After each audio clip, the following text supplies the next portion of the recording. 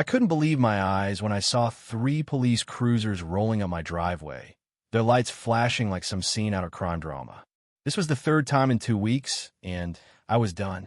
Done with the nonsense, done with the interruptions, done with the Lakewood Shores Homeowners Association trying to ruin my life.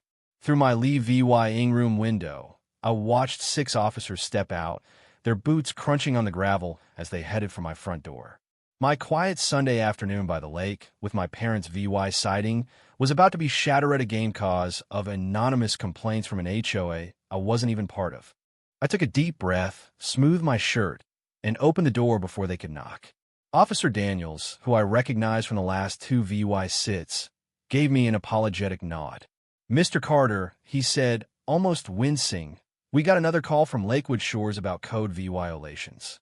Something about unapproved renovations and noise."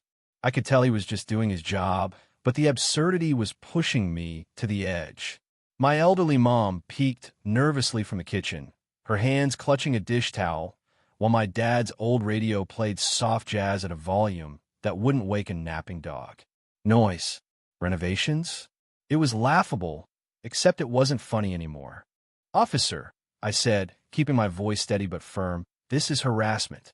As I've told you twice before, my property isn't part of Lakewood Shores. I have the deeds, the surveys, everything to prove it." I waved a hand toward my cozy lakeside home, nestled among towering pines. No construction, no chaos, just me, my parents, and a peaceful afternoon. The officers poked around, found nothing, and left, but as their cars disappeared down the road, something in me snapped. This wasn't just annoying anymore. It was a deliberate attempt to bully me into submission, and I wasn't going to let it slide. 2 years ago, I'd finally made my childhood dream come true, owning a lakeside home on Lake Serenity. Growing up in a cramped city apartment, I'd always longed for open space, fresh air, and the gentle lapping of water.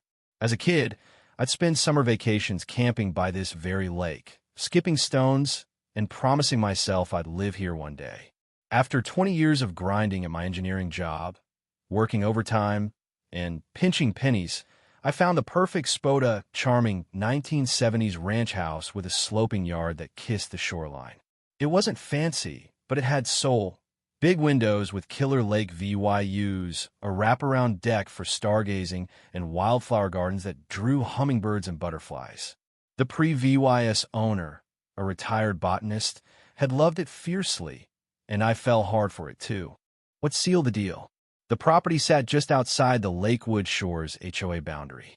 My realtor pointed it out as we stood on the deck, the lake sparkling under an autumn sun. "No monthly fees, no committee approvals," she said. "You could do what you want here." The botanist nodded, saying he'd bought it 30 years ago for the same reason, wanted to plant his gardens his way. I'd seen enough HOA horror shows while house hunting. One guy got chewed out for wind chimes that were half an inch too big. Another was fined Law 500 for planting tulips without permission. I wanted a home, not a rule book thicker than a phone directory. So, when I learned this place was HOA free, I went all in, offering Law 5,000 over asking to beat out 2 other buyers. When my offer was accepted, I felt like I'd won the lottery. The first 6 months were pure bliss.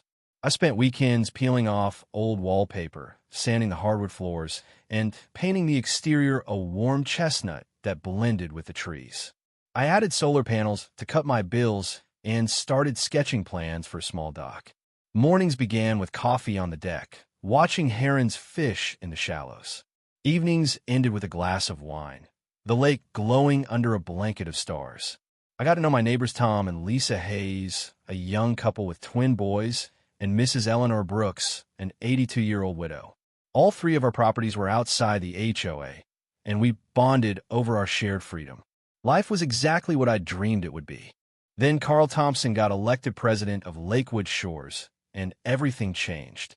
He campaigned on community standards and property value protection, which sounded harmless until I found a letter taped to my door. It welcomed me to the neighborhood odd, since I'd been there 6 months and claimed I owed 3 months of HOA dues. It said my property was under their jurisdiction, citing original development plans, and listed violations like my solar panels and the color of my house. I was stunned. I called my realtor and attorney, who confirmed my property was HOA free. I sent a polite letter with my property documents, thinking it was a mix-up. 3 days later, another notice arrived, this time threatening liens if I didn't comply. Then Carl showed up in person with 2 board members striding on my driveway like they own the place. "Mr. Carter," he said with a salesman's smile, "we need to talk about your compliance." I showed them my documents, but he waved them off, claiming they had new surveys pro-VYing their authority. When I asked to see them, he promised to send them spoiler. He never did. Before Leah VYing, he pointed out my solar panels, my kayak by the shore, and my dock plans, saying none would be approved. "We take our standards seriously," he said, his smile tightening. "Don't let this escalate." The harassment ramped up fast. Notices arrived weekly. My grass was too tall, my garage door was open too long, my guests parked wrong.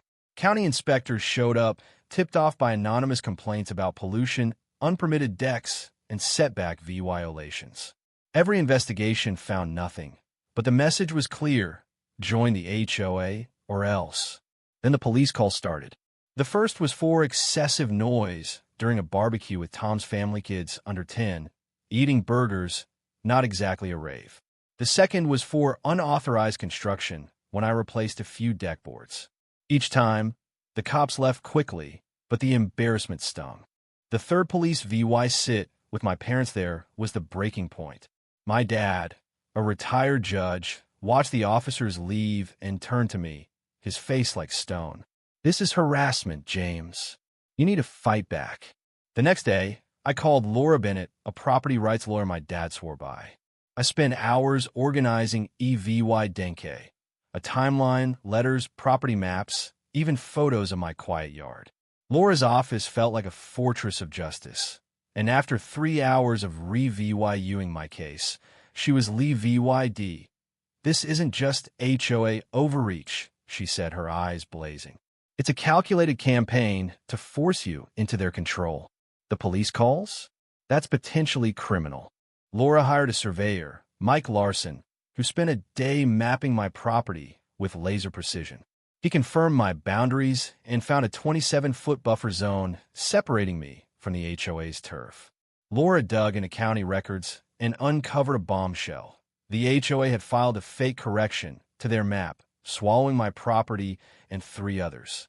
The signatures on it? Forged. The notary? Expired. This wasn't a mistake, it was fraud. We filed a lawsuit against the HOA and its board, including Carl, for harassment, fraud, defamation, and emotional distress. Discovery was a goldmine.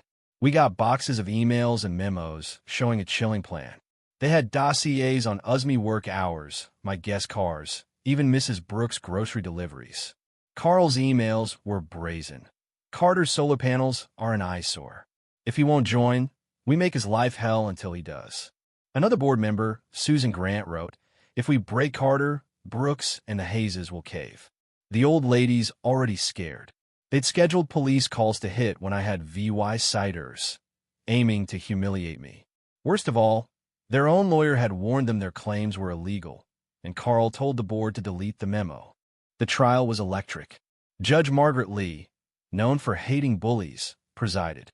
Laura was a force, laying out our EVY Denke like a prosecutor in a mob case. Mike's maps showed my property's independence. The forged documents were damning. The emails blown up on posters drew gasps from a courtroom.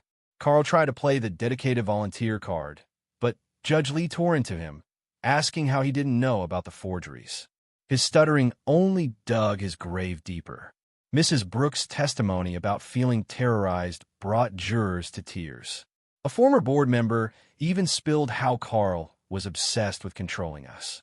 On the final day, the courtroom was packed. Neighbors, reporters, even a state property rights advocate. Judge Lee's ruling was a sledgehammer. She called the HOA's actions a disturbing pattern of fraud and intimidation. She issued an injunction barring them from claiming my property, ordered a public retraction, and hit them with due law $375,000 in compensatory damages and due law $700,000 in punitive damages. Carl was personally liable for due law $200,000. Susan and 2 others owed due law $100,000 each. The HOA had to pay due lawn $90,000 in legal fees and take ethics training. She even referred the case for criminal charges. The gallery erupted in whispers as Carl's face turned gray. Carl and 3 board members quit that day. Their insurance balked at covering the damages, Leah VYing them on the hook. I used my settlement to build my dream dock, a stone patio, and winding garden paths. I put up a sign, "Free Lakeside. No HOA." I started hosting community picnics, drawing HOA residents too. Some quietly asked how to ditch the HOA. Even new board members sought my advice on looser rules. One evening, Mrs. Brooks brought lemonade to my dock. "My husband bought our place to be free," she said, raising her glass. "He'd be proud you fought for us all." As the sun set, laughter from neighbors echoed across the lake. This was my sanctuary, won through a hell of a fight. Now, I want to hear from you. Should HOAs have the power to bully people like this? Or is it time to curb their control? Have you ever faced an HOA nightmare? Drop your stories below, hit that like button if you're Team Freedom, and subscribe for more tales of standing up to the man. Let's keep this fight alive.